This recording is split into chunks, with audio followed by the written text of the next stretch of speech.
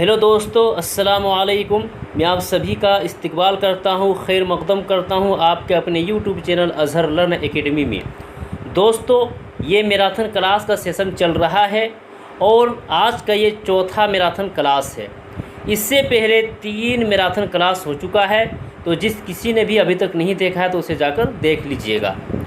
दोस्तों, आज की इस मैराथन क्लास में हम कवर करने वाले हैं अफसाना और नावील को, जो दोस्तों बहुत ही इम्पोर्टेंट है आपके एग्ज़ाम के नज़रिया से, आपके एग्ज़ाम के दृष्टिकोण से। और आज के सेशन से दोस्तों याद रखिएगा, जब आप एग्ज़ाम देकर आइएगा तो आपको पता चल जाएगा कि इस मैराथन क्लास का क्या वैल्यू है। ठीक है, बहुत सारे क्वेश्चन आपको यहाँ से देखने को मिलेगा। इसलिए जो भी सहायक आचार्य का एग्ज़ाम की तैयारी कर रहे हैं और कल उसका एग्ज़ाम भी होने वाला है, तो उसके लिए ये मैराथन क्लास बहुत ही इम्पोर्टेंट होने वाला है। जो सीजीएल की तैयारी कर रहे हैं या लेडी सुपरवाइज़र की तैयारी कर रहे हैं, उसके लिए भी ये मैराथन क्लास फ़ायदेमंद होगा, तो वो भी देखिएगा क्योंकि उसका एग्ज़ाम आगे आने वाला है। ठीक है, तो दोस्तों हम लोग 6 to 8 पेपर 2 उर्दू भाषा को कवर कर रहे हैं। तो आगे बढ़ते हैं, और आगे बढ़ने से पहले दोस्तों अगर आप पहली बार चैनल पर आए हैं तो सब्सक्राइब जरूर कर लीजिएगा, बेल आइकन को प्रेस कर लीजिएगा ताकि आने वाला हर वीडियो का नोटिफिकेशन आपको मिलता रहे। इसी तरह दोस्तों वीडियो को शेयर ज़रूर कर दीजिएगा। आप लोगों से एक ही रिक्वेस्ट करता हूं कि मैं आप लोगों के लिए मेहनत कर रहा हूं, तो आप लोग सिर्फ़ और सिर्फ एक ही रिक्वेस्ट है, आप लोगों से दरख्वास्त है कि वीडियो को, इस मैराथन क्लास को शेयर ज़रूर कर दीजिएगा। ठीक है, तो देरी ना करते हुए आगे बढ़ते हैं। दोस्तों, जो भी जेएसएससी से रिलेटेड यानी जेएसएससी पेपर 2 में जो उर्दू रखा गया है, तो उससे जो भी नोट्स या कंटेंट पाना चाहते हैं तो यहाँ पर नंबर दिया हुआ है, इस पर कांटेक्ट कर सकते हैं। आपको उर्दू नोट्स एंड कंटेंट का पीडीएफ मिल जाएगा। ठीक है, तो इससे आप कांटेक्ट कर सकते हैं। तो आगे चलते हैं और इस सेशन का आगाज़ करते हैं। उर्दू अफसाना निगारी का फ़न व तारीफ़। दोस्तों इसी से आगाज़ करते हैं, शुरुआत करते हैं, क्योंकि आपके सिलेबस के अकॉर्डिंग अगर बात की जाए तो आपके सिलेबस में 3 अफसाना को शामिल किया गया है, 3 अफसाना को रखा गया है। उसी तरह अगर नावल की बात की जाए तो एक नावल जो इलियास अहमद गद्दी का है, फायर एरिया, उसको आपके सिलेबस में शामिल किया गया है। तो कुल मिलाकर आज 3 अफसाना और एक नावल इसके बारे में देखेंगे। और यहाँ से दोस्तों अफसाना और नावल से आपको बहुत सारे क्वेश्चन देखने को मिलेगा। क्या याद रखना है, क्या पढ़ना है, उसको मैं भी बताऊंगा, इसलिए वीडियो के एंड तक आप ज़रूर बने रहिएगा और दिलजोई के साथ आप वीडियो को देखिए, दिलजोई के साथ आप सुनिए, क्योंकि एग्ज़ाम आपका कल है। इसलिए आप जितना गौर से यहाँ पर सुनेंगे उतना फ़ायदा आपको कल एग्ज़ाम में देखने को मिलेगा। ठीक है, तो अफसाना किसे कहते हैं? अफसाना एक नसरी सिन्फ है। उर्दू में बाकायदा अफसाने 20वीं सदी में लिखे गए हैं। इससे पहले दस्तानों और तमशीली किस्सों का रिवाज था, बात अज़ा नावील लिखे गए हैं। दोस्तों जो इम्पोर्टेंट होगा मैं उसे बताते चलूँगा। ठीक है, यहाँ पर आप देख सकते हैं कि उर्दू अफसाने के जो आगाज़ है कब है, तो 20वीं सदी है। इसे याद रखिएगा। सहायक आचार्य 1 to 5 में जो एग्ज़ाम हुआ था उसमें ये सवाल पूछा गया था कि उर्दू अफसाने का जो आगाज़ है वो कब से है, तो ऑप्शन में 20वीं सदी था, और उससे जो आंसर की दिया गया है उसमें 20वीं सदी को ही माना है। इसलिए आप इसे ध्यान रखिएगा। आगे बढ़ते हैं। 19वीं सदी में 1857 के इनकलाब के बाद मुल्क की सियासी, समाजी, माशी और माशरती हालात में तब्दीली आई। बदलते हालात और ज़िंदगी की कशमकश ने इंसानी ज़िंदगी में बहुत सी पेचीदगियाँ और उलझनें पैदा की। अब फुर्सत और फरागत कम होने लगी, इसलिए तवील दस्तानों, किस्सों और नावलों की जगह अफसाना निगारी या मुख्तसर अफसाने का रिवाज आम हुआ। यानी दोस्तों अफसाना निगारी से पहले क्या क्या चलता था?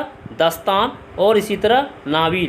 वो बहुत लंबे होने की वजह से अफसाना निगारी का आगाज़ हुआ, जो मुख्तसर होता है और बहुत ही कम समय में आप उसे पढ़ सकते हैं। इसलिए अफसाना निगारी का आगाज़ हुआ, इर्तिक़ा हुआ।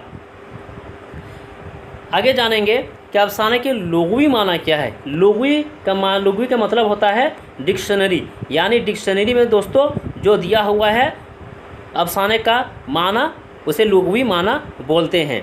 तो लुग़वी माने की बात की जाए तो झूठी बात, किस्सा, कहानी, दास्तान वगैरह के हैं। अदबी इस्तिलाह में अफसाना किसे कहते हैं? अफसाना उस कहानी को कहते हैं जिसमें ज़िंदगी की सच्चाइयों का बयान होता है। ठीक है दोस्तों, अफसाने के बारे में नक़ादों का कौल है। एक नक़ाद ने कहा कि अफसाना ऐसी नसरी तख्लीक़ है जो एक ही नशिस्त में पढ़ी जा सके। क्या कहा दोस्तों कि अफसाना ऐसी नसरी मतलब फैला हुआ, और नस्म के माने क्या होता है? एक जगह जमा किया हुआ। तो ऐसी नसरी तख्लीक़ है जो एक ही नशिस्त में पढ़ी जा सके। दूसरे नक़ाद ने कहा कि अफसानों का किरदार हमारी ज़िंदगी और तजुर्बों से मुताबिकत रखते हो। आगे दोस्तों ये बहुत इम्पोर्टेंट है, और सहायक आचार्य 1 to 5 में ये भी सवाल पूछा गया था। जो सवाल पूछा गया था मैं उसे दोस्तों आप लोगों को बता दूंगा, आप इसे ध्यान रखिएगा। ठीक है। और एक चीज़ है, जिसने भी दोस्तों हमसे PDF नोट्स अगर लिए हैं तो वो ये सब पढ़ चुके होंगे, तो उसके लिए बहुत फ़ायदा होगा, क्योंकि आपका रिवीजन हो रहा है। और जिस किसी ने भी नहीं लिया है तो वो भी देखिए, उसको भी बहुत फ़ायदा होगा। अफसाने के अज्ज़ाए तरकीबी से भी सवाल पूछे जा रहे हैं। ठीक है। JSSC का जो भी एग्ज़ाम अभी तक देखने को मिला है उर्दू से रिलेटेड, उसमें अज्ज़ाए तरकीबी से भी सवाल पूछा गया है। तो अफसाने का अज्ज़ाए तरकीबी क्या है? किरदार का होना, प्लाट का होना, उसलूब का होना, माहौल और फ़िज़ा का होना, इसी तरह नुक्ता नज़र का होना, आगाज़ व इख्तिताम का होना, और वहदत तासुर का होना। तो दोस्तों ये था अफसाने का अज्ज़ाए तरकीबी। कितने अज्ज़ाए तरकीबी है वो नहीं पूछा जाएगा, ये वहाँ पर आपको ऑप्शन में दे देगा कि इनमें से अफसाना के अज्ज़ाए तरकीबी क्या क्या है, या पूछ देगा कि इनमें से क्या नहीं है। वहाँ किरदार दे देगा, प्लाट दे देगा और उसलूब दे देगा, और कोई एक अलग दे देगा, तो उसको आपको अलग करना होगा। तो एक मरतबा आप फिर देख लीजिए क्या क्या है। किरदार है, प्लाट है, उसलूब है, माहौल व फ़िज़ा है, इसी तरह नुक्ता नज़र है, आगाज़ व इख्तिताम है, और वहदत तासुर है। चलिए आगे बात करते हैं। अफसाने के अहम खुसूसियत क्या है? वहदत तासुर है, और ये भी दोस्तों 1 to 5 में पूछा गया था। ठीक, आगे बढ़ते हैं। अफसाना में प्लाट की हैसियत जिस्म में रीढ़ की हड्डी से है। यह भी इम्पोर्टेंट है, इसे नोट रखिएगा। क्या है? अफसाने में प्लाट की हैसियत जिस्म में रीढ़ की हड्डी से है। और रीढ़ की हड्डी दोस्तों जिस्म में इसकी क्या खूबी है? हम लोग जानते हैं कि अगर रीढ़ की हड्डी ना हो तो इंसान खड़ा नहीं रह सकता है। उसी तरह एक अफसाना के लिए प्लाट का होना बहुत ही ज़रूरी है। तमाम तर कहानी इस पर मुनहसिर होती है। अफसाना ज़िंदगी का एक जुज़ पेश करता है और नावल ज़िंदगी का कुल। यानी दोस्तों अफसाना जो है वो ज़िंदगी के किसी एक जुज़ को, एक हिस्सा को पेश करता है, और नावल क्या करता है? ज़िंदगी का कुल को, यानी पूरी ज़िंदगी के बारे में बयान करता है। आगे यहाँ दोस्तों ये भी वेरी इम्पोर्टेंट है कि वक़ार अज़ीम और कमर रईस के मुताबिक उर्दू का पहला अफसाना प्रेमचंद का दुनिया का सबसे अनमोल रत्न है, जो 1904 ईस्वी में शाई हुआ है। क्या दोस्तों? वक़ार अज़ीम और कमर रईस के मुताबिक, याद रखिएगा दोस्तों। और इसी को जो है यानी उर्दू का पहला अफसाना दुनिया का सबसे अनमोल रत्न, इसी को ज़्यादातर तरजीह दिया गया है। और सहायक आचार्य 1 to 5 जो एग्ज़ाम हुआ था उसमें ये भी पूछा गया था कि उर्दू का पहला अफसाना क्या है, तो वहाँ पर दुनिया का सबसे अनमोल रत्न था, और इसी को JSSC ने भी माना है। इसे आप ध्यान से सुनिए। एक मैसेज आया था, वो बोल रहा था कि राशिदुल खैरी का जो नसीर व खतीजा है ये उर्दू का पहला अफसाना है, लेकिन JSSC ने इसको नहीं माना है, बल्कि इसको माना है प्रेमचंद का दुनिया का सबसे अनमोल रत्न, 1904 में शाई हुआ था। मिर्ज़ा हामिद बेग के मुताबिक उर्दू का पहला अफसाना राशिदुल खैरी का नसीर व खतीजा है, और ये 1903 में शाई हुआ था। तो दोस्तों ये था अफसाना के बारे में, जिसे हम लोगों ने देखा, जाना और समझा। आगे हम लोग देखेंगे कि जो 3 अफसाना दिया हुआ है आपके सिलेबस में, तीनों अफसानों को अलग अलग करके देखेंगे और समझेंगे। और दोस्तों कोशिश कीजिएगा कि आप इसी मैराथन क्लास में ही समझने और याद करने की कोशिश कीजिएगा, ताकि आपको दोबारा इसे देखने की ज़रूरत ना पड़े। ठीक है, तो अफसाना को देखते हैं। दोस्तों सबसे पहले हम लोग देखेंगे अफसाना निर्वाण का खुलासा, क्योंकि दोस्तों अफसाना निर्वाण का खुलासा अगर देख लेते हैं सरसरी तौर पर, तो इसके बाद में जो वन लाइनर आप लोगों को कराऊंगा जिसमें वेरी इम्पोर्टेंट आपका क्वेश्चन है, तो उसमें आपको समझ में जल्दी से आ जाएगा। ठीक है, इसीलिए सबसे पहले खुलासा को देख लेते हैं सरसरी तौर पर। ज़की अनवर का शुमार उर्दू के बसियार नवीस अदीबों में होता है। उन्होंने तकरीबन 24 नावील और लगभग 500 अफसाने लिखे हैं। शामिल निसाब अफसाना निर्वाण अलामती तर्ज पर लिखा उनका एक तवील अब रूमानी अफसाना है। ये अफसाना प्रोफेसर वाहब अशरफ़ी की किताब बिहार में उर्दू अफसाना निगारी और डॉक्टर हुमायूं अशरफ की किताब ज़की अनवर जाज़िया और अफसाने में शामिल है। यहाँ पर क्या क्या इंपॉर्टेंट है दोस्तों कि अफसाना निर्वाण के मुसन्निफ़ कौन है? ज़की अनवर है। उसके बाद ये अफसाना निर्वाण जो है ये अलामती तर्ज पर है और एक तवील रूमानी अफसाना है, ये देख लिए। उसके बाद अफसाना निर्वाण किस किताब में शामिल है, ये भी आप लोगों ने देख लिया कि प्रोफेसर वहाब अशरफ़ी की किताब बिहार में उर्दू अफसाना निगारी में भी शामिल है और डॉक्टर हुमायूं अशरफ की किताब ज़की अनवर जायज़े और अफसाने में भी शामिल है। यानी अफसाना निर्वाण 2 किताबों में शामिल है। दोस्तों डॉक्टर हुमायूं अशरफ की किताब जो है ज़की अनवर जायज़े और अफसाने, इसमें कुल 20 अफसाने हैं। कितने? कुल 20 अफसाने को शामिल किया गया है। और जैसे दोस्तों इस तरह का क्वेश्चन पूछ भी रहा है, इसलिए इसे याद रखिएगा।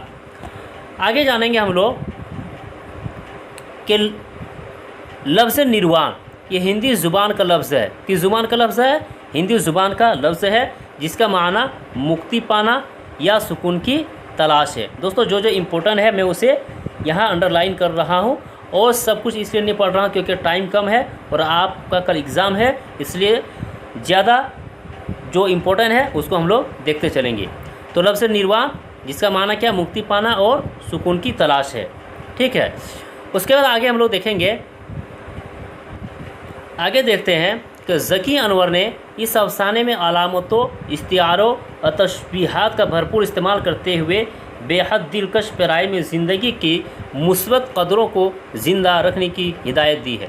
किसी इंसान की जान बचाना इंसानियत की पहचान है, ये फ़लसफ़ा इस कहानी का महूर है दोस्तों, और ये बात भी सही है। ठीक है, और किसी इंसान की जान बचाना इंसानियत की पहचान है, ये लफ्ज़ इस अफसाने में शामिल है, इसलिए ये भी इम्पोर्टेंट है। आगे हम लोग देखेंगे कि मरकज़ी किरदार कौन कौन है इस अफसाने में। इस अफसाने का मरकज़ी किरदार कौन है दोस्तों? रिफ़ात है। और दोस्तों ये बहुत ही इम्पोर्टेंट है, आपको एग्ज़ाम में 100% आपको ये देखने मिलेगा रिफ़ात के बारे में, क्योंकि ये मेन किरदार यही है जो अपनी चचाज़ाद बहन रूही से बेपनाह मोहब्बत करता है। कौन? रिफ़ात। किसी हादसे में रूही का इंतकाल हो जाता है और तब से रिफ़ात टूट सा जाता है। यानी दोस्तों रूही से बेपनाह मोहब्बत करता है और उसके इंतकाल के बाद कौन टूट जाता है? रिफ़ात टूट जाता है। रंजो गम, उदासी, तन्हाई और कर्ब उसकी ज़िंदगी का हिस्सा बन जाते हैं। वह गम की अंधेरी और मायूस कुन राह में भटकने लगता है। उसकी ज़िंदगी उसके लिए नासूर बन जाती है। रूह के बगैर वह जीना नहीं चाहता है। उसकी ज़िंदगी में ख़िज़ा ही ख़िज़ा है, सुकून नाम की कोई चीज़ बाकी नहीं रहती है।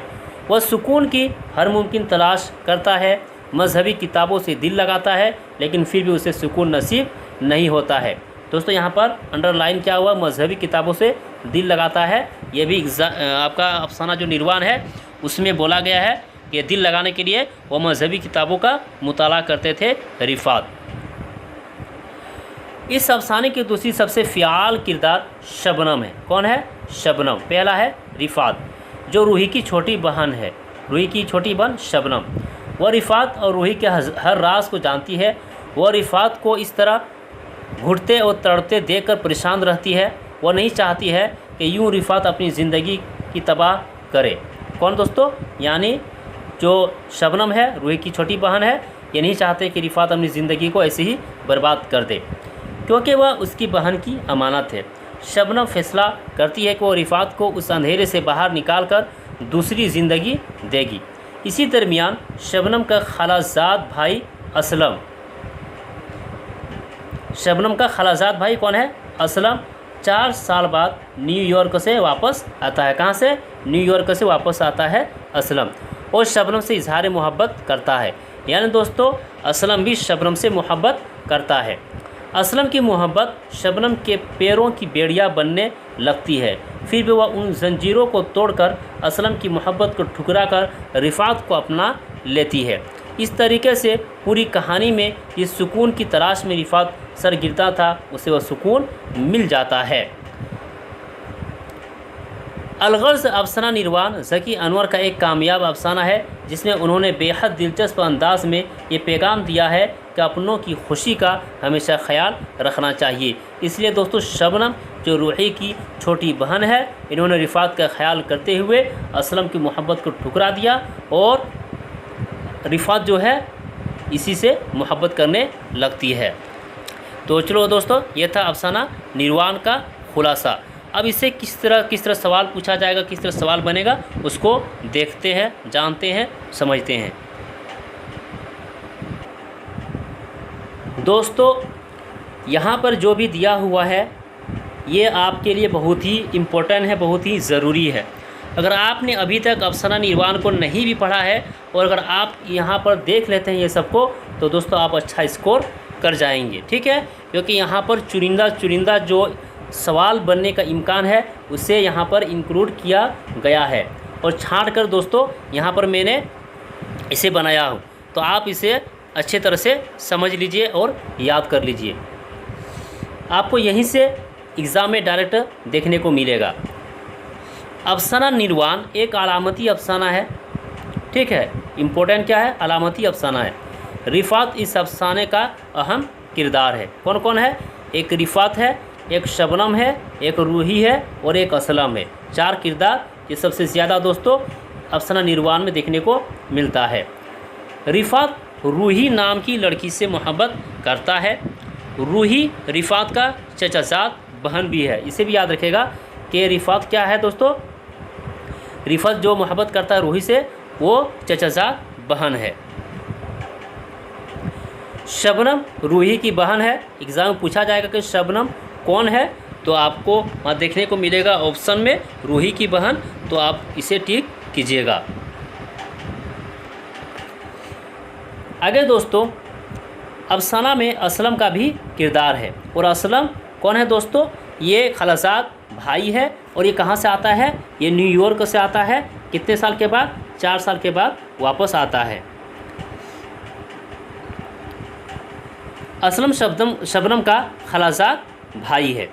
असलम न्यूयॉर्क से 4 साल बाद वापस आता है।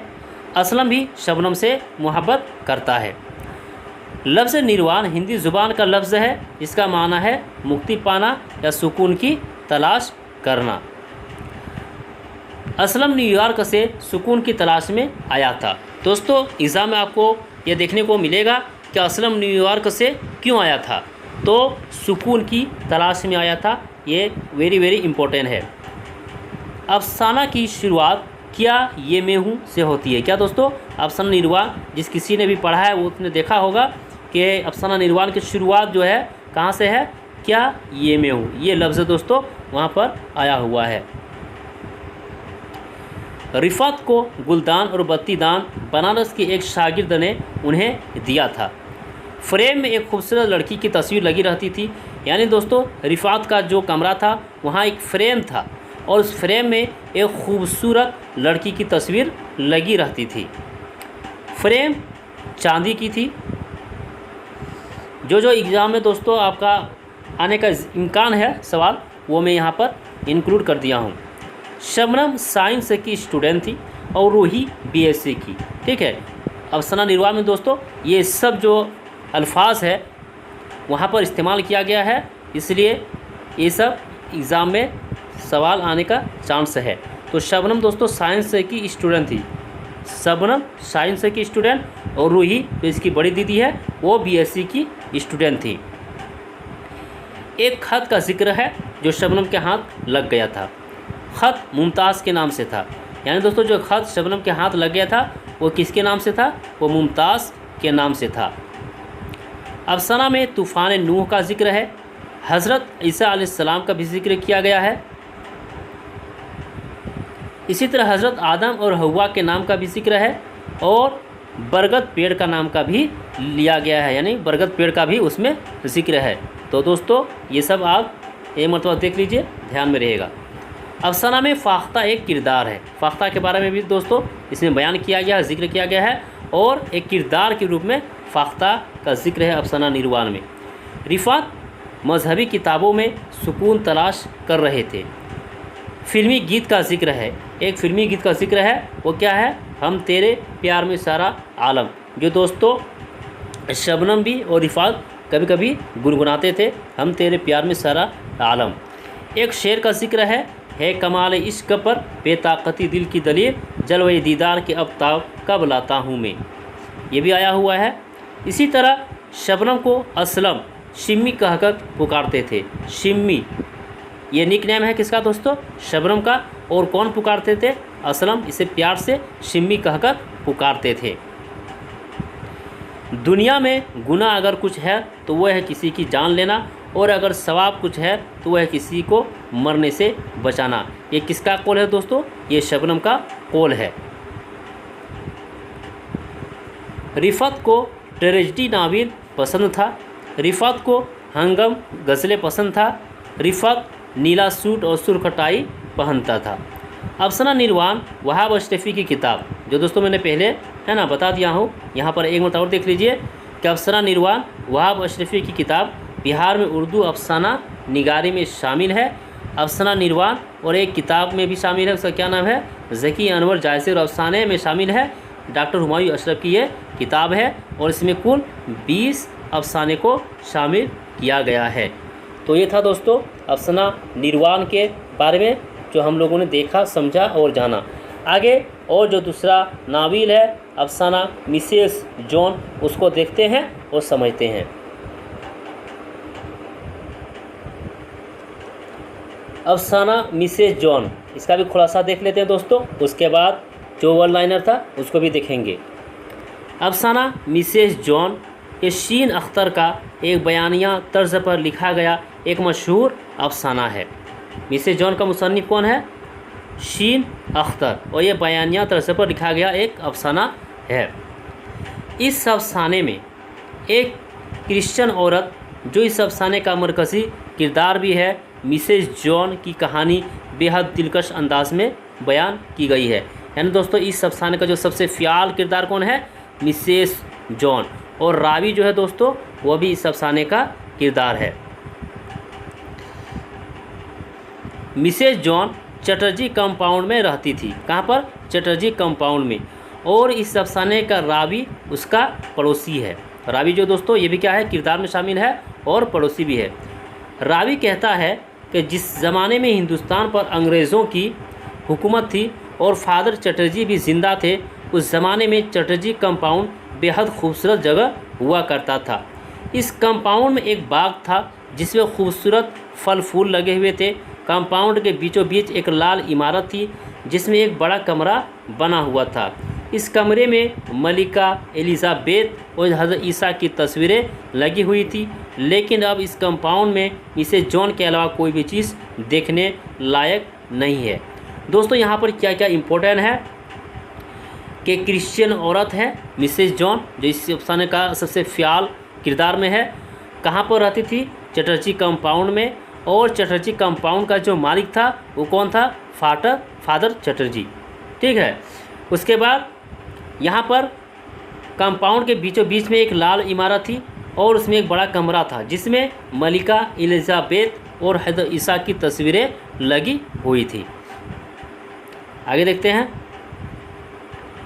मिसेस जॉन लंबे कद की, मोटी, शखो चंचल एक खूबसूरत औरत थी। उसके ताल्लुकात रामा, ये भी दोस्तों एक किरदार है। कौन है? रामा एक किरदार है जो उसी कंपाउंड में रहता है, के अलावा सभी से अच्छे रिश्ते थे। ठीक, यानी दोस्तों रामा जो है, रामा के अलावा मिसेस जॉन का सबसे बनता था, लेकिन रामा ही एक ऐसा पड़ोसी था जिसके साथ मिसेज जॉन का नहीं बनता था। ठीक, वह अक्सर आस पड़ोस की औरतों की मदद करती है, किसी की तबीयत खराब हो जाए उसकी तीमारदारी के साथ देखभाल भी करती है मिसेज जॉन। कंपाउंड में अगर कोई लोफर किसी औरत या लड़की को परेशान करता है तो उसकी मरम्मत मिसेज जॉन खूब अच्छी तरह करती है, भले ही मिसेज जॉन का अपने शौहर मिस्टर जॉन से नहीं बनती है। दोस्तों, ये दुनिया का दस्तूर है, कोई भी हो मियाँ बीवी का नहीं बनता है, तो मिसेज जॉन का भी मिस्टर जॉन से नहीं बनती थी और हमेशा झगड़ते रहती थी। वो अपने शौहर की कभी पिटाई भी कर देती है, लेकिन वो कंपाउंड के दूसरे लोगों की मदद के लिए हमेशा तैयार रहती है। ठीक, अफसाने का रावी इस कंपाउंड में नया नया आया है। मिसेज जॉन की दिल आवेश जिस्म को देखकर उसका मन ललचाता है, वह इसके करीब जाना चाहता है मगर कभी हिम्मत नहीं कर पाता। दूसरी तरफ रामा, जो हर वक्त मिसेज जॉन को गाली देता है, वह हमेशा रावी को इस बात की ताकीद करते रहता है कि वह मिसेज जॉन से दूर रहे। यानी दोस्तों, रावी भी नया नया आया था उस कंपाउंड में और रामा भी पड़ोसी था, तो रामा जो है रावी को हमेशा ताकीद करते रहता था कि मिसेज जॉन से हमेशा दूरी बनाकर रहे, क्योंकि वह बुरी औरत है। कौन? मिसेज जॉन एक बुरी औरत है, मगर फिर भी रावी की दोस्ती मिसेज जॉन से हो जाती है। एक रोज़ रावी काम करते करते थक जाता है तो सोचता है कि चलकर मिसेज जॉन के यहाँ चाय पी आए। क्या पीने के लिए? चाय पीने के लिए। उसी इरादे से वो मिसेज जॉन के कमरे में दाखिल होता है तो देखता है कि मिसेज जॉन नीम बरहाना अपने बिस्तर पर लेटी है। नीम बरहाना दोस्तों किसको बोलते हैं? यानी लंगा को बोलते हैं नीम बरहाना उर्दू में। और उनके दोनों बच्चे, एक है नीलू और शाहिना, रो रही है। इसे दोस्तों पता चला कि मिसेज जॉन है, इनके दो औलाद में एक नीलू और शाहिना थी, और यहाँ पर नाम भी देख सकते हैं। दरियाफ्त करने पर ये पता चला कि उनके यहाँ रात से चूल्हा नहीं जला है। रात से चूल्हा नहीं जला है, भूख की वजह से नीलू और शाहिना दोनों रो रही है। रावी को उनकी हालत पे तरस आ जाता है और निकाल कर 50 रुपये उसे देता है। कितना रुपये? 50 रुपये देता है। ये भी दोस्तों इंपॉर्टेंट है, इसे याद रखिएगा। रावी मिसेज जॉन को कितना रुपये देता है? 50 रुपये देता है। मिसेज जॉन को पैसा देते वक्त उसकी नीम और यहाँ जिस्म को देखकर रावी की धड़कनें फिर से बढ़ने लगती है, मगर वह किसी तरह अपने आप पे काबू रखकर कमरे से बाहर निकल आता है। मिसेज जॉन रावी से पैसा लेने के बाद वादा करती है कि पहली तारीख को जब उसके पास पैसे आएंगे तो उसका पैसा लौटा देगी। ठीक है, यानी पैसा जब पहली तारीख को मिसेज जॉन के पास पैसा आते ही उसे लौटाने का वादा करती है। लेकिन उसके बाद कई माह की पहली तारीख आके गुजर गई, मगर मिसेज जॉन ने रावी को वो पैसा नहीं लौटाया। गंगू टोली, दोस्तों एक टोली का नाम है गंगू टोली, कि हर लड़की के बारे में मिसेज जॉन को जितनी जानकारी थी उतना किसी और को नहीं थी। वो सब जानती थी कि किस लड़की के ताल्लुकात किस से है, किसने कितनी दफ़ा हमल गिराया है। अक्सर मिसेज जॉन के पास इस तरह की लड़कियां आया करती थी। इसलिए दोस्तों मिसेज जॉन को सब कुछ पता था कि गंगू टोली की जो लड़की है वो किसने किसने हमल गिराया है, ये सब मिसेज जॉन को पता होता था। पहले पहल तो रावी को इसका इल्म नहीं था कि ये लड़कियां मिसेज जॉन के पास क्यों आती है। कौन सोच रहा है? ये रावी सोच रहा है कि लड़कियां जो है मिसेज जॉन के पास क्यों आती है। लेकिन बाद में जब मालूम हुआ कि मिसेज जॉन उन लड़कियों को ज़रूरतमंदों के पास ले जाया करती है तो रावी को बहुत गुस्सा आता है। उसे मिसेज जॉन से नफ़रत से होने लगी और उससे बातचीत करना बंद कर देता है। कौन? रावी। शुरू में मिसेज जॉन को ये लगता है कि रावी अपने काम में मसरूफ़ है, लेकिन जब क़त्अ ताल्लुक़ का सिलसिला दराज होने लगा तो मिसेज जॉन समझती है कि वो रावी का पैसा नहीं वापस की है, इसलिए बातचीत करना छोड़ दिया। यानी मिसेज जॉन ये समझ रही है कि मैंने जो 50 रुपये उधार लिया है वो नहीं लौटाने की वजह से रावी गुस्सा है, नाराज़ है, इसलिए हमसे बात करना छोड़ दिया है। एक दिन की बात है, रावी किसी काम से खूंटी गया हुआ था। कहाँ? खूंटी गया हुआ था। जब रात में वापस आया तो बगल में मिसेज जॉन के कमरे में हल्की हल्की सरगोशियाँ सुनाई दिया। रावी इस आवाज़ पे गौर करता है तो पता चलता है कि ये रामा की आवाज़ है। यानी दोस्तों जब खूंटी से वापस आया रावी तो क्या देखता है कि मिसेज जॉन के कमरे में हल्की हल्की आवाज़ आ रही है। ठीक है, तो उसको सुनने के लिए, जानने के लिए रावी क्या करता है, मिसेज जॉन का जो कमरा है उसके बगल में जाकर खड़ा होकर सुनने की कोशिश करता है। तो पता क्या चलता है कि ये रामा की आवाज़ है, वही रामा जिसका मिसेज जॉन के साथ कभी भी नहीं बनता था। रावी को ताज्जुब होता है कि रामा को मिसेज जॉन से नफ़रत थी तो आज इसके घर में क्यों घुस आया है। रावी चाहता है वो मिसेज जॉन के कमरे में जाके देखे कि आखिर माजरा क्या है, मगर अंदर से तेज़ हाँफती फूलती फंसती सांसों की आवाज़ को सुनकर वो सब समझ जाता है कि अंदर चल क्या रहा है। अफसाने के आखिर में क़ारीन के सामने पूरी बात वाज़ेह हो जाती है और उसे ये समझते अब देर नहीं लगती कि रामा मिसेज जॉन को बुरा भला गाली गलौज इसलिए करता था कि वो चाहता था कि मिसेज जॉन से नाजायज़ ताल्लुकात रखे और मिसेज जॉन उसे एक पैसा भाव नहीं देती थी। इसलिए दोस्तों हमेशा मिसेज जॉन और रामा के बीच में कभी भी नहीं बनती थी और हमेशा दोनों एक दूसरे को गाली गलौज करते थे। इस रात मिसेज जॉन की मजबूरी थी, वह मजबूरी थी पैसे की। यानी दोस्तों जो 50 रुपये रावी से लिया था उसे चुकाना था, तो इसके पास कोई ऐसा ज़रिया नहीं था जो 50 रुपये चुकाया जाए। मिसेज जॉन उस रात रामा की बात मानकर उससे जिस्मानी ताल्लुकात बनाती है और बदले में रामा उसे 50 रुपये देता है। मिसेज जॉन ये पैसा लेकर सीधे रावी के पास जाती है और कहती है मुझे शर्मिंदगी है ब्रदर कि मैं रुपये वापस लौटाने में काफ़ी देर कर दी।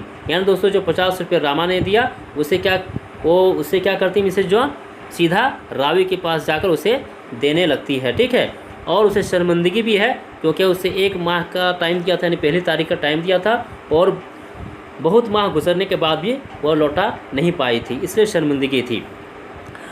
दोस्तों एक इम्पोर्टेंट है कि मिसेज जॉन जो है रावी को ब्रदर कहकर पुकारते थे। ब्रदर अब तो आप एंग्री नहीं रहिएगा, मैं किसी से लड़कर बहुत दिनों तक ज़िंदा नहीं रह सकूँगी, फिर आप जैसा शरीफ नेबर कहाँ मिलेगा। ये था मिसेज जॉन का दोस्तों कॉल जो उन्होंने अपने ब्रदर यानी रावी से कहा था। तो दोस्तों ये था अफसाना मिसेज जॉन के बारे में जो हम लोगों ने देखा, समझा और जाना। आगे दोस्तों जो इम्पोर्टेंट है वन लाइनर उसको देखते हैं ताकि आपको ज़्यादा से ज़्यादा एग्ज़ाम में नंबर कर सकें, सही चीज़ को समझ सकें और आप एग्ज़ाम में उसको टिक कर सकें। अफसाना मिसेज जॉन, शीन अख्तर का दोस्तों ये अफसाना है। जो इम्पोर्टेंट है दोस्तों इस अफसाना से यहाँ पर उसे छाँट कर लिखा गया है। कंपाउंड के वस्त में एक लाल इमारत थी जिसमें एक बड़ा हाल था। बड़ा हाल में मलिका एलिज़ाबेथ और हज़रत ईसा की तस्वीरें लगी रहती थी। फव्वारा के चारों तरफ बिजली के बल्ब जलते बुझते रहते थे। दोस्तों वहाँ पर एक फव्वारा लगा हुआ था उस कंपाउंड के बीच में और वहाँ पर बिजली जो है बिजली के बल्ब जलते और बुझते रहते थे। कंपाउंड के मालिक फादर चटर्जी थे। कौन थे दोस्तों? फादर चटर्जी। इतालवी सिपाही को चटर्जी की लड़की से इश्क हो जाता है। दोस्तों एक इतालवी सिपाही का भी जिक्र है और इतालवी सिपाही जो है चटर्जी की एक लड़की थी उससे इश्क हो जाता है। मिसेज जॉन पानी लाने के लिए गंगू टोरी जाती थी, इसीलिए दोस्तों गंगू टोरी की जो लड़की है उसके बारे में मिसेज जॉन को सब पता रहता था कि कौन सी लड़की किस तरह की है। मिसेज जॉन की रामा के अलावा तमाम लोगों से दोस्ती थी और रामा का मिसेज जॉन के साथ क्यों नहीं बनता था दोस्तों वो हम लोगों ने जान लिया, क्योंकि रामा के जो ख्यालात है बहुत है ना, ख्याल गंदा था उसका और वो मिसेज जॉन के साथ जिस्मानी ताल्लुकात बनाने के लिए कोशिश कर रहे थे और मिसेज जॉन ये नहीं चाहती थी, इसलिए हमेशा इन दोनों के बीच में झगड़ा होते रहता था और गाली गलौज होते रहता था। मिसेज जॉन रावी को ब्रदर कहकर पुकारती थी। रावी मिसेज जॉन को सिस्टर कहकर पुकारता था। क्या दोस्तों? सिस्टर। रावी ने मिसेज जॉन को 50 रुपये दिया था। रामा ने मिसेज जॉन को 50 रुपये भी दिया था। यानी रावी ने भी दिया था और रामा ने दिया था, और रामा का जो 50 रुपये लेकर फिर मिसेज जॉन रावी को जाकर दे देती है। मिसेज जॉन इतवार को सुबह गिरजाघर जाती थी। कब दोस्तों? इतवार को सुबह गिरजाघर जाती थी मिसेज जॉन। मिसेज जॉन अपने बालों में गुलचेनी के फूल लगाती थी। कौन दोस्तों? मिसेज जॉन जो है अपने बालों में गुलचेनी के फूल लगाती थी। रावी 2 दिन के लिए खूंटी चला गया था। कितने दिन के लिए? 2 दिन के लिए। मिसेज जॉन की 2 बेटियां थी, एक नीलू और दूसरा शाहीना। आगे यहाँ पर दोस्तों अफसाना मिसेज जॉन के जो किरदार कौन कौन है? एक है रावी, जो नया नया चटर्जी कंपाउंड में आया था। चटर्जी कंपाउंड का मालिक फादर चटर्जी है। मिसेज जॉन और एक है मिस्टर जॉन, जो दोस्तों दोनों मियाँ बीवी है, शोहर हस्बैंड हैं। नीलू और शाहीना ये मिसेज जॉन की दोनों बेटियां हैं, एक रामा है। तो दोस्तों ये था किरदार मिसेज जॉन के बारे में। ठीक है, तो हम लोगों ने मिसेज जॉन, अफसाना मिसेज जॉन को भी हम लोगों ने देख लिया। आगे दोस्तों तीसरा जो अफसाना है, अफसाना परिंदा पकड़ने वाली गाड़ी, उसको देखते हैं और जानते हैं, समझते हैं। अफसाना परिंदा पकड़ने वाली गाड़ी, इसका भी खुलासा देखते हैं दोस्तों, और जो इम्पोर्टेंट है उसको यहाँ पर जानेंगे। परिंदा पकड़ने वाली गाड़ी एक बेहतरीन अलामती कहानी है। क्या दोस्तों? एक बेहतरीन अलामती कहानी है जिसमें सारफियत के ज़ोर, जुल्म खिलाफ लोगों की खामोशी और बेहिसी को दिखाया गया है। यानी दोस्तों एक अलामती कहानी तो है ही है, लेकिन कैसे लोगों के ऊपर जुल्म होता है और लोग कैसे खामोश रहते हैं और अपने बेहसी को उजागर करते हैं, उसी को यहाँ पर अफसाना परिंदा पकड़ने वाली गाड़ी में दिखाया गया है। अफसाने में दोस्तों एक तवाइफ है मुन्नी बाई। क्या नाम उसका? तवाइफ का मुन्नी बाई। और उस मुन्नी बाई का एक तोता भी है। मुन्नी बाई एक तवाइफ है और उसके पास एक तोता रहता है। ठीक, आगे दोस्तों यहाँ पर देखेंगे, परिंदा पकड़ने वाली गाड़ी के साथ लंबे बांस वाला आदमी जुल्म करने वाली ताकत का अलयकार है। यानी दोस्तों परिंदा पकड़ने वाली जो गाड़ी है, वो जिस शहर में दोस्तों आती थी वो गाड़ी, उसके साथ एक लंबे बांस वाला आदमी भी होता था। ठीक, परिंदा पकड़ने वाली गाड़ी का हमेशा मगरिब से आना अलामत है। यानी परिंदा पकड़ने वाली गाड़ी जब भी आती थी वो किधर से? मगरिब से, यानी पश्चिमी दिशा से वो गाड़ी आती थी। मगरिबी ममालिक के ज़रिए हमारी तहज़ीबी विरासत और हमारे तर्ज़ फ़िक्र को अगवा करने, यरगमाल बनाने और उसे नेस्तनाबूद कर देने की कोशिश की है। अगर दोस्तों जो इम्पोर्टेंट है इस अफसाने से उसे देखेंगे, बाकी आपके लिए उतना इम्पोर्टेंट नहीं है टाइम को देखते हुए। यहाँ पर एक देख सकते हैं दोस्तों कि लिक्का कबूतर जो है इसके बारे में ज़िक्र किया गया है, और लिक्का कबूतर ये क्या है उसको देखते हैं। इस अफसाने में दोस्तों एक 10 साला जो बच्चा है, 10 साला बच्चे की जवान बहन लकवा के मरीज़ है। यानी इसकी जो एक बहन है उसे लकवा हो गया है, और हकीम जी ने दवाओं के साथ लिक्का कबूतरों की हवा के लिए कहा है, इसलिए इस कबूतर का जिक्र इस अफसाने में किया गया है। अगर ये गाड़ी वाले बच्चे के कबूतर को भी ले गए तो फिर क्या होगा?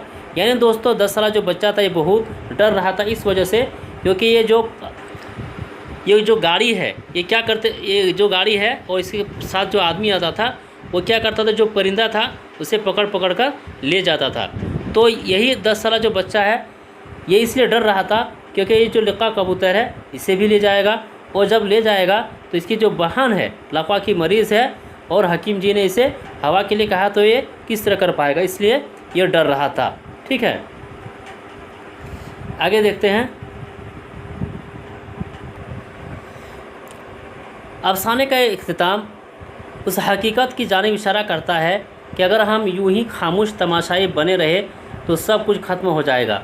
यानी दोस्तों यहाँ पर इस अफसाने के ज़रिए ये बताने की कोशिश की गई है कि खामोश नहीं रहना चाहिए। अगर आपके ख़िलाफ़ जुल्म हो रहा है तो आप अपनी आवाज़ को बुलंद कीजिए, आप खामोश मत रहिए, क्योंकि अगर आप खामोश रहते हैं तो आपको और दबाया जाएगा।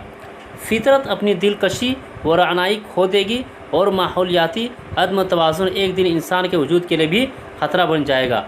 बेअतबार मजमुई ये अफसाना हर किस्म के जुल्म जबर और नाइंसाफ़ी के ख़िलाफ़ आवाज़ उठाने की तरगीब देता है। यानी दोस्तों अफसाना जो परिंदा पकड़ने वाली ये गाड़ी है, आप इस नाम के ज़रिए समझ सकते हैं ये परिंदा पकड़ने वाली गाड़ी, यानी ये जो गाड़ी है ये परिंदा पकड़ पकड़ कर है ना ले जाती थी, जिससे जो भी परिंदा उस शहर में था वो सब ख़त्म हो रहा था और जो लोग थे वो खामोशी इख्तियार किए हुए थे। इसी के बारे में जिक्र किया गया है। इस अफसाने से जो भी क्वेश्चन, जो भी सवाल बनने का इम्कान है वो वन लाइनर में देखते हैं। अफसाना परिंदा पकड़ने वाली गाड़ी। अफसाना परिंदा पकड़ने वाली गाड़ी अफसानवी मजमुआ परिंदा पकड़ने वाली गाड़ी में शामिल है। यानी दोस्तों अफसाना का भी नाम क्या है, परिंदा पकड़ने वाली गाड़ी, और जो अफसानवी मजमुआ है ग्यास अहमद गद्दी का जो अफसानी मजमुआ है परिंदा पकड़ने वाली गाड़ी, उसमें यह अफसाना शामिल किया गया है। तो अफसाना परिंदा पकड़ने वाली गाड़ी का मुसन्निफ कौन है? ग्यास अहमद गद्दी। अफसानवी मजमुआ परिंदा पकड़ने वाली गाड़ी में शामिल है। अफसानवी मजमुआ परिंदा पकड़ने वाली गाड़ी में कुल 16 अफसाने शामिल है। दोस्तों याद रखिएगा, वेरी वेरी इंपॉर्टेंट है ये कि अफसानवी मजमुआ जो परिंदा पकड़ने वाली गाड़ी उसमें कितने अफसाने हैं, तो कुल 16 अफसाने शामिल है। परिंदा पकड़ने वाली गाड़ी निस्फुन नहार दोपहर में शहर में पहुंचती थी। यानी दोस्तों जब भी ये गाड़ी आती थी निस्फुन नहार, यानी निस्फुन नहार का बोलते हैं, यानी दिन का जो आधा हिस्सा होता है जिसे दोपहर बोलते हैं, उस समय ये गाड़ी शहर में पहुंचती थी। अब गाड़ी के बारे में देखते हैं कि गाड़ी कैसी थी। तो गाड़ी चारों तरफ से रंगीन शीशों से बंद होती। गाड़ी पश्चिमी यानी मगरिब दरवाजे से आती थी। यानी ये गाड़ी जब भी आती थी दोस्तों तो ये पश्चिमी दरवाजे से ही आती थी। कहानी में हलवाई का एक जिक्र है। अफसाना में मुसन्निफ खुद रावी है। अफसाना में एक 10-11 साल का लड़का का तज़किरा है। 10-11 साल दोस्तों, ठीक। ऑप्शन में आप देख लीजिएगा कि किस तरह वहाँ पर आपका ऑप्शन में मिलेगा। लड़का का एक बहन है और उसे लकवा हो गया है। हकीम ने उसकी बहन को दवाओं के साथ लक्का कबूतर के परों की हवा करने बोला है। इसलिए ये जो बच्चा था बहुत डर रहा था कि ये परिंदा पकड़ने वाली जो गाड़ी है ये इस कबूतर को भी पकड़ कर लेकर चल जाएगी, जिससे अब मेरी बहन को किसके ज़रिए यानी किस परों के ज़रिए हवा करेंगे। लड़के के पास माचिस के एक डिबिया भी था जिसमें उसने तितली भर के रखा था। अफसाना में मुन्नी भाई एक तवाइफ है। इसे दोस्तों याद रखिएगा, 100% है ये सवाल आपको देखने को मिलेगा। अफसाना में एक तवाइफ है, उसका क्या नाम है? तो मुन्नी भाई उसका नाम है। मुन्नी भाई के पास एक तोता हुआ करता है। तोता मुन्नी जी रोज़ी भेजो कहा करता था। ये भी दोस्तों एग्ज़ाम में आपको देखने को मिलेगा कि जो तोता मुन्नी भाई के पास था, है ना, वो तोता क्या कहता था? तो मुन्नी जी रोज़ी भेजो कहा करता था। रावी जब मुन्नी बाई के पास गया था तो उसके कदमों पर 14 रुपये रख दिए थे। यानी तो रावी जो है ये मुन्नी भाई के पास गया था। क्यों गया था ये जान लीजिए। जब परिंदा पकड़ने वाली गाड़ी यानी जो गाड़ी शहर में आती थी वो सब परिंदा को पकड़ पकड़ कर ले जाया करती थी। अब रावी क्या हुआ, मुन्नी भाई के पास गया। क्यों गया? क्योंकि मुन्नी भाई जो है थोड़ा ताकतवर है ना, ताकतवर लेडीज़ थी, इसलिए इसके पास ये रावी गया ताकि मुन्नी भाई है ना अपनी दम से इस गाड़ी को रोक सके। इसलिए रावी उसके पास गया था और उसके कदमों पर जाकर 14 रुपये रख दिया था। मुन्नी बाई तोते को हीरामन कहा करता था। क्या नाम दिया था? हीरामन। रावी की कहानी को 2 रुपये के हिसाब से खरीदने वाले देते थे। यानी जब मुन्नी भाई ने रावी के बारे में पूछा कि क्या करते हैं, तो इसने कहा कि मैं कहानी लिखता हूँ। क्या लिखता हूँ? कहानी लिखता हूँ। तो फिर पूछा कि कहानी की क्या कीमत है, तो रावी ने कहा कि 2 रुपये के हिसाब से हमको ख़रीदने वाले देते हैं। कहानी के आखिर में 10 साला बच्चे ने इमारत के दरवाजे के ऊपर पत्थर का एक परिंदा देखा। यानी जब दोस्तों ये अफसाना परिंदा ख़त्म हो रहा है तो जो 10 साला बच्चा है वह इमारत के दरवाजे के ऊपर इशारा करता है और वहाँ पर पत्थर का एक परिंदा दिखाई देता है। पत्थर का परिंदा इसलिए दिखाई दिया है कि पत्थर क्या है दोस्तों, जमा हुआ रहता है। और इस कहानी में भी इंसान क्या है, डर की वजह से जुल्म को बर्दाश्त कर रहा है और खामोशी इख्तियार किया हुआ है। और इस अफसाने के ज़रिए आपको बताया कि अब खामोश नहीं रहना है जब आपके ऊपर कोई जुल्म करे। अफसाना परिंदा पकड़ने वाली गाड़ी अलामती नौयत का अफसाना है। अफसाना परिंदा पकड़ने वाली गाड़ी पहली बार शब खून में शाई हुआ था। कब हुआ था दोस्तों? पहली बार शब खून में शाई हुआ था 1972 में। इसको भी आप याद रखिएगा। अफसाना परिंदा पकड़ने वाली गाड़ी के किरदार, ये दोस्तों अफसाना परिंदा पकड़ने वाले के गाड़ी के किरदार कौन कौन है उसको देखते हैं। किरदार से भी आपको सवाल देखने को मिलेगा। रावी जो खुद मुसन्निफ़ है, हलवाई है, 10 साला बच्चा है, मुन्नी बाई है, मुन्नी बाई का तोता जिसका नाम हीरामन था, लंबे बांस वाला आदमी, वो आदमी जिसकी कमर से पतली रस्सी लिपटी होती थी। तो ये था दोस्तों अफसाना परिंदा पकड़ने वाली गाड़ी के किरदार। तो दोस्तों हम लोगों ने तीनों अफसानों को समझ लिया बहुत ही अच्छे तरीके से। तो आप इसे बार बार देखिएगा, समझिएगा, ताकि आपका जो कल एग्ज़ाम है आपका नंबर सही से, है ना, आप सही स्कोर कर सके। इसलिए आप इसे सही ध्यान से गौर से देखिएगा और सुनिएगा। अब दोस्तों एक नावील बचा हुआ है या समझ गति का फायर एरिया, उसके किरदार के बारे में और उसके बारे में जानते हैं। अब यहाँ से नावील निगारी का आगाज़ व इर्तिका के बारे में देखेंगे। यानी नावील निगारी का आगाज़ व इर्तिका किस तरह से हुआ है और नावील किसे कहते हैं। नावील अंग्रेज़ी ज़ुबान का लफ्ज़ है जो इतालवी ज़ुबान के लफ्ज़ नाविला से निकला है, जिसके माना है नया। नावील एक नसरी किस्सा है जिसमें पूरी एक ज़िंदगी बयान की जाती है। नावील में दोस्तों पूरी ज़िंदगी बयान की जाती है और अफसाने में ज़िंदगी का एक जुज़ बयान किया जाता है। दोनों में बस यही फ़र्क है।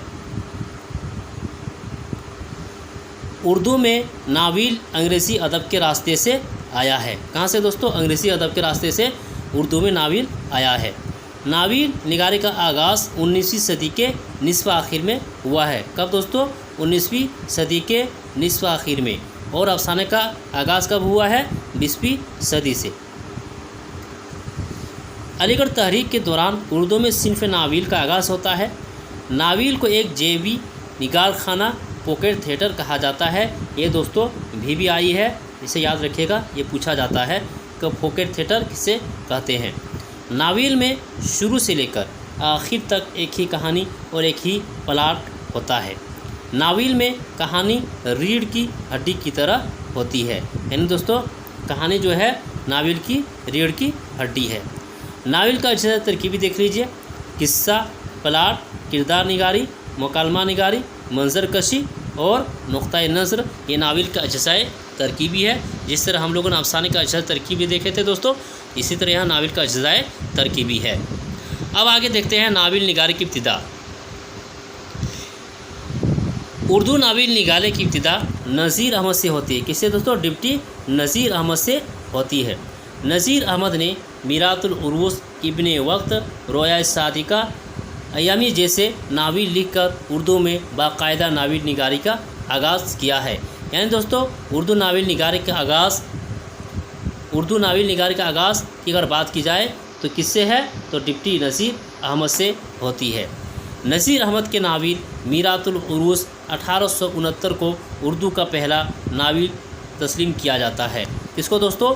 मीरातुल उरूस को। और ये कब शाही हुआ था? 1869 को शाही हुआ था और उर्दू का पहला नावील है मीरातुल उरूस, इसे आप ध्यान रखिएगा। इसके बाद तारीख़ी एतबार से दूसरे अहम नावील निगार सरशार है। उर्दू नावील पर मगरिबी असरात का सिलसिला वाज़ेह तौर पर सरशार से शुरू होता है। सरशार के बाद अब्दुल हलीम शरर का नंबर आता है। शरर ने तारीख़ी नावीलों का आगाज़ किया। किसने दोस्तों? अब्दुल हलीम शरर ने। यह भी एग्ज़ाम में पूछा जाता है कि तारीख़ी नावीलों का आगाज़ किसने किया है? तो याद रखिएगा अब्दुल हलीम शरर ने तारीख़ी नावीलों का आगाज़ किया है। अब्दुल हलीम के बाद मिर्ज़ा हादी रसूआ दोस्तों बहुत ही अहम नावील निगार में शुमार किया जाता है मिर्ज़ा हादी रसूआ का। तो अब्दुल हलीम के बाद मिर्ज़ा हादी रसूआ का नाम आता है। उनका मशहूर नावील उमराव जाने अदा उर्दू में अहम हैसियत रखता है। तो दोस्तों ये था नावील निगारी से। नावील निगारे का आगाज़ किस तरह से हुआ? तो डिप्टी नज़ीर अहमद पहला नावील निगार है। मीरातुल उरूस जो 1869 में शाही हुआ था, ये पहला उर्दू अदब में पहला नावील तस्लीम किया गया है। ठीक है। नावल निगार का आगाज़ कब हुआ है? तो 19वीं सदी के निसफ आखिर में हुआ है, इतना याद रखिएगा। अब दोस्तों जो नावल है आपके सिलेबस में फायर एरिया, इलियास अहमद गद्दी उसके मुसन्निफ़ है, उसके बारे में हम लोग देखते हैं और जानते हैं। नावल फायर एरिया, दोस्तों यहाँ से अब नावल फायर एरिया के बारे में देखेंगे। नावल फायर एरिया का जो मुसन्निफ़ है वो है इलियास अहमद गद्दी। इसका खुलासा को देखेंगे और जानेंगे और इस नावल को समझने की कोशिश करेंगे। फायर एरिया 20वीं सदी के आखिर में लिखी जाने वाली उर्दू की एक शाहकार नावल है। कब लिखी गई दोस्तों? 20वीं सदी के आखिर में, जो इलियास अहमद गद्दी के ज़रिए लिखी गई और इसी की वजह से उन्हें उर्दू अदब की दुनिया में शोहरत और असली पहचान मिली है। यानी दोस्तों इलियास अहमद गद्दी का जो नावल फायर एरिया है, तो इसी की वजह से उर्दू अदब की दुनिया में शोहरत और असली पहचान मिली है इलियास अहमद गद्दी को। बुनियादी तौर पर यह नावल एक कमज़ोर और इस्तेहसाली निज़ाम का मुनक्का है जो कोयला मज़दूरों की ज़िंदगी पर मबनी है। दोस्तों इस नावल में इलियास अहमद गद्दी ने कोल फील्ड के बारे में बहुत ही अच्छे तरीके से बताया है कि किस तरह से कोल फील्ड में कमज़ोर तबके के लोगों को, मज़दूरों को, उसके ऊपर किस तरह से जुल्म किया जाता है। गद्दी का कमाल ये है कि उन्होंने पहली बार कोल फील्ड की ज़िंदगी से उर्दू अदब को मुतारिफ़ कराया है, जिसमें वह यगाना व यकता है। यानी दोस्तों इलियास अहमद गद्दी से पहले किसी ने भी कोल फील्ड के बारे में नहीं बताया है, इसलिए इन्होंने जब नावल फायर एरिया को कोल फील्ड के ज़िंदगी से वाबस्ता किया है, इसीलिए ये यगाना व यकता है इलियास अहमद गद्दी। इलियास अहमद गद्दी झारखंड के गद्दी ख़ानदान के रहने वाले थे। कहाँ के दोस्तों? गद्दी ख़ानदान के रहने वाले थे। और ये कहाँ पर पड़ता है? धनबाद जिला में पड़ता है। इसलिए मज़दूरों के दर्द व बखूबी समझते थे, इसलिए दुख दर्द को अपनी तख्लीक़ात के ज़रिए पेश किया है। इसकी बेहतरीन मिसाल फायर एरिया है। इसकी इशाअत 1994 में हुई है। यानी दोस्तों इलियास अहमद गद्दी झारखंड के धनबाद ज़िले के रहने वाले थे और धनबाद ज़िले में कहाँ? झरिया, जहाँ पर एक गद्दी ख़ानदान है दोस्तों, गद्दी कबीला है। गद्दी कबीला से ताल्लुक़ रखते थे और गद्दी कबीला का जो पेशा था दोस्तों वो दूध बेचकर पैसा कमाना था। तो इलियास अहमद गद्दी ने फायर एरिया जो लिखा था और इसकी इशाअत दोस्तों 1994 में हुई है, जिसके बाद इलियास अहमद गद्दी बहुत ही मशहूर अफसाना निगार में शुमार होने लगे और इसकी असली पहचान मिल गई। आगे यहाँ देखते हैं कि नावल फायर एरिया का मरकज़ी किरदार कौन है? सहदियो है। नावल फायर एरिया कुल 3 अबवाब पर मुश्तमिल है। दोस्तों ये बहुत ही इम्पोर्टेंट है, याद रखिएगा कि मरकज़ी किरदार सबसे ज़्यादा जो इस अफसाने में है, फ़ियाल है, वो कौन है? सहदियो है। और इस नावल फायर एरिया में कुल 3 अबवाब है, इसे भी याद रखिएगा। हिसाब में आपको देखने को मिलेगा कि नावल फायर एरिया में कुल कितने अबवाब है, तो दोस्तों कुल 3 अबवाब है। आगे हम लोग देखेंगे कि नावल फायर एरिया के किरदार कौन कौन है, क्योंकि दोस्तों किरदार से आपको सवाल देखने को मिलेगा। ठीक है, यहाँ पर दोस्तों नावल फायर एरिया के जो किरदार है उसके बारे में देखते हैं। ननकू, ये दोस्तों ननकू कौन है? ये मज़दूरों को गांव से लेकर जाकर यहाँ पर दोस्तों देखेंगे हम लोग नावल फायर एरिया के जो अहम किरदार है उसको देखेंगे। 1 नंबर में है ननकू। ये मज़दूरों को गांव से ले जाकर कोरेरी में काम लगवाता है और ख़ुद 1940 से कोल फील्ड में काम करता है। कौन? ननकू। दूसरा है दोस्तों मजूमदार। मजूमदार कौन है? इस नावल का अहम किरदार है। ये कोरेरी में जूनियर क्लर्क है। ये सोनापुर बस्ती का रहने वाला है। तीसरा किरदार जो है दोस्तों वो बहुत ही इम्पोर्टेंट है, सहदियो है। सहदियो इस नावल का मरकज़ी किरदार है। इसकी दोस्ती मजूमदार से कोरेरी में ही होता है। सहदियो की शादी पूर्ति बाला से होती है। किससे? पूर्ति बाला से। इसको भी आप याद रखिएगा। चौथा जो किरदार है वो रहमत है। ये भी नावल का अहम किरदार है। ये रसूलपुर का रहने वाला है। इसकी मौत एक हादसे में होती है और इसकी लाश नहीं मिलती है। दोस्तों जो ननकू जो है, ननकू सहदियों को, रहमत मियाँ को, और एक किरदार था दोस्तों जगशीर, यहाँ पर नहीं दिया हुआ है तो सब याद रखिएगा, जगशीर, इन तीनों को दोस्तों ये गांव से ले जाकर है ना कोल फील्ड में लगवा देता है। पांचवा जो है वो खतुनिया है, ये रहमत की बीवी है, इसका बेटा का नाम इरफान है। आगे है वाइट साहब, टर्नर मोरिस कंपनी का एजेंट है। ये एक जुमला बार बार बोलता है, जब वो किसी को काम में रखता वो जुमला दोहराता है, कोई ABC का तो रहने वाला नहीं है, यानी आरा बलिया छपरा का, है ना, इसका ये बोल है। आगे और देखेंगे दोस्तों जो किरदार है। 7वां है असगर साहब, ये पहलवानों का मुखिया होता है। 8वां है कालाचंद, ये गुंडा है जो पेशा लेकर कत्ल करता है। दोस्तों कालाचंद के बारे में याद रखिएगा, कौन है, गुंडा है, ये एग्ज़ाम में देखने को मिलेगा 100%। रानी, ये कालाचंद की बहन है, एक बद किरदार औरत भी है। कपिल सिंह, एक चपरासी है, ये भी नावल का अहम किरदार है, कपिल सिंह। तो दोस्तों ये था अहम किरदार। बाकी इनामुल हक है, इदरीस साहब है, इस्मुल साहब है और मंगल है, लेकिन जो सबसे ज़्यादा है वो सहदियों है, ननकू है, रहमत मियाँ है, उसके बाद कालाचंद है, जगशीर है, कपिल सिंह है। इस सब के बारे में आप याद रखिएगा। नाविल फायर एरिया के जो किरदार के बारे में इस सबको ये नाम याद रखना। तो दोस्तों ये था नाविल फायर एरिया का जो किरदार है उसके बारे में। तो दोस्तों आज हम लोगों ने अफसाना और नाविल से जो भी क्वेश्चन या प्रश्न बनने का इम्कान है उसे हम लोगों ने देख लिया। कल दोस्तों आप लोगों का एग्ज़ाम है, दुआ करता हूं कि आप लोग एग्ज़ाम देने जाइए और बहुत ही अच्छे तरीके से एग्ज़ाम दीजिए। इंशाल्लाह उम्मीद करता हूं कि आपका रिज़ल्ट भी होगा और आपका स्कोर भी अच्छा होगा। तो जो भी होगा दोस्तों आप लोग ज़रूर कमेंट बॉक्स में हमें बताइएगा, मैसेज करके भी बता सकते हैं। फिर हम लोग मिलेंगे इंशाल्लाह नेक्स्ट वीडियो के साथ। तब तक के लिए खुदा हाफिज़।